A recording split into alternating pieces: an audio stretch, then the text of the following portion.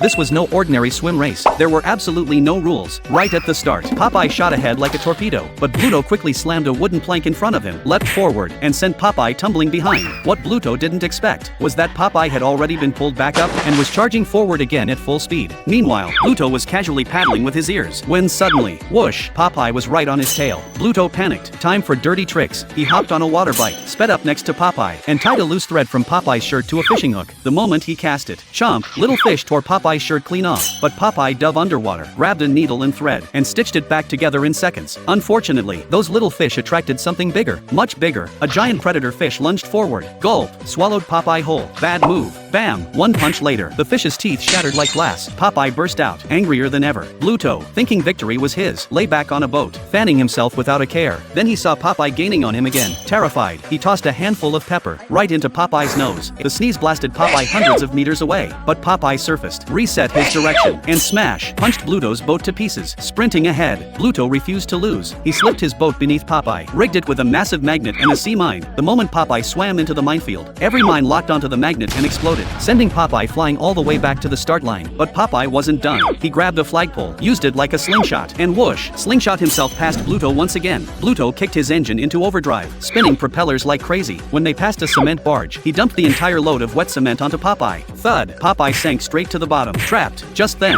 Olive Oil appeared. She cranked a machine, delivering a can of spinach right into Popeye's mouth. Gulp! Instant power up. Popeye's arms turned into drills. He blasted through the cement, punched it into a tower, and created a tidal wave so huge that it carried Bluto all the way to the top of that tower. As if that weren't enough, the wave also dragged in a prehistoric megashark. Bluto barely dodged, screaming in panic. Meanwhile, Popeye had already crossed the finish line, and just like that, he was crowned the champion of this no-rules race.